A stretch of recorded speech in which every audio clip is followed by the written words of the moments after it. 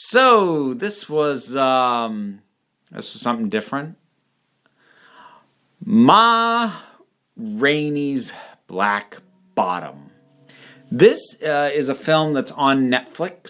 It was, like many films from 2020, was supposed to get a theatrical release. Obviously, that didn't happen.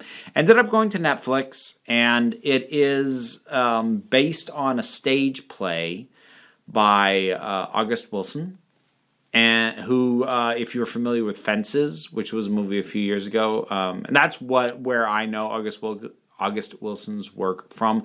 I've actually never seen the movie of Fences, but I'm familiar with the play. I studied it in high school, I think. Yeah, it was high school.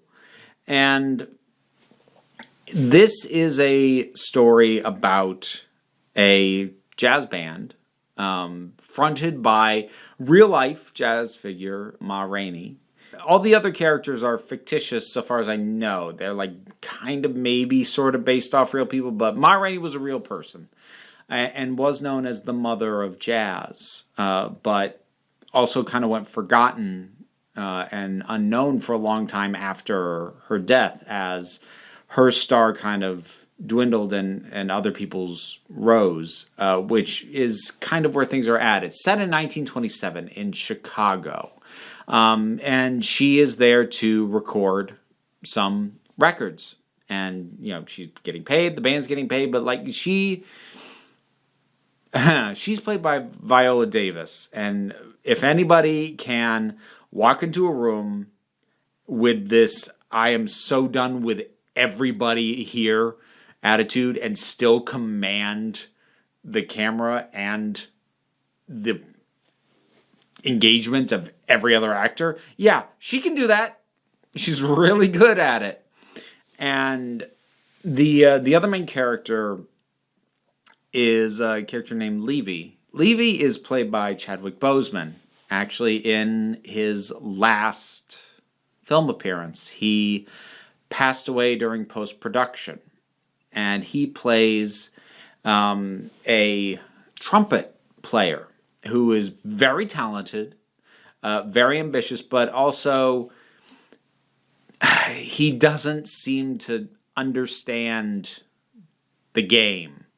Not the way Ma does. He thinks he does. He thinks he's on top of it, but he's kind of not. And it's watching the bandmates bounce off each other and watching them grapple with with Ma's manager and with the guy who's running the studio that they are recording in, who are both white, and every member of the band is black. And there is a lot done and said about the nature of oppressed people and kind of what's the best that they can get, as Ma has to go so far out of her way to command respect, and it's a begrudging respect that she gains from these white men, but she has it, but even she doesn't put a lot of stock or a lot of value in that. She knows the only reason she has that at all is because she has something that they want, and that's her voice. And you can tell it's based on a play. And when I say that, I don't mean like it's shot in a stagey way, like something like the Producers movie was. But what I mean by that is, as well shot as it is, it's actually very, very well shot, and in a way that keeps the visuals interesting in a way that you kind of have to do to get something originally written for the stage to work on screen. Not like fancy spins or anything, but you gotta be dynamic with your camera to really make it work, because otherwise, like, it's gonna be pretty static. So it's not that. The reason that you can tell that it's based on a play is there are effectively only 2 locations, and scenes go for a long, long, long time. You have the thing that happens on stage and almost never happens in film, which is that the complete mood and focus and purpose and intent of a scene shifts within the same scene. Because by and large on film, when you change intent, so like this scene, you're trying to communicate tension between two characters, but in the next scene you want to show more sort of relaxed chemistry, maybe even with other characters. You'll actually put a scene break there.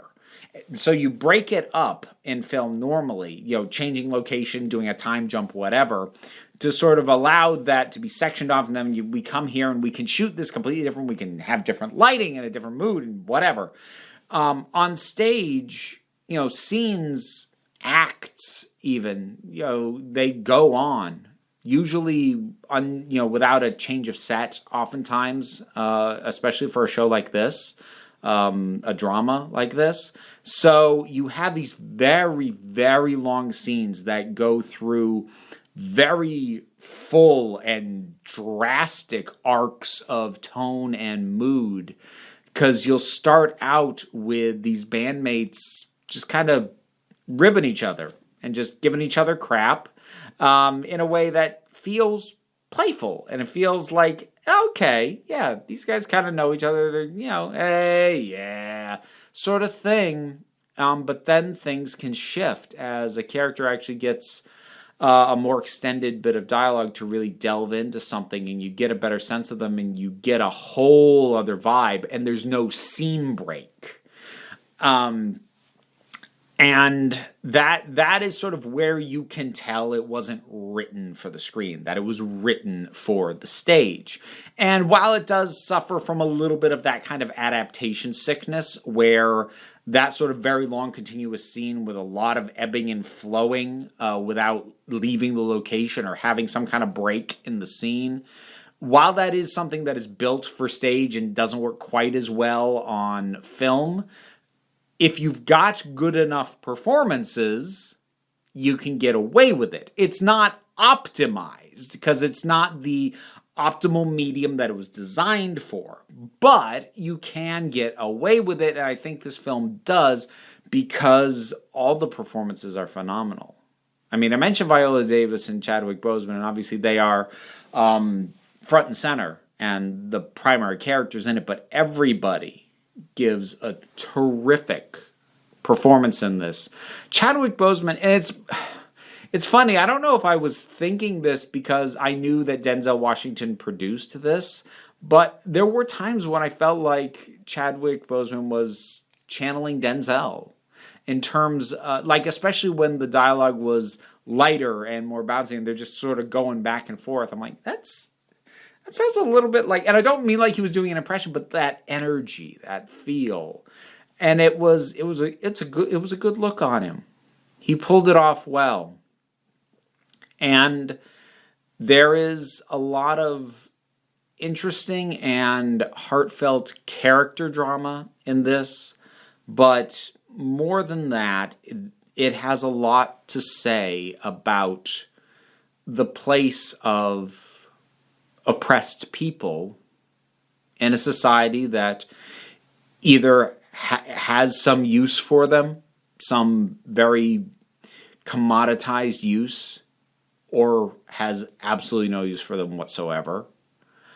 And it obviously is focusing on the Black experience and focusing on a point in time when the memory of slavery would still be alive in some families. Like, some of these characters probably had grandparents, or some of the older characters, maybe even their parents, who were slaves at some point.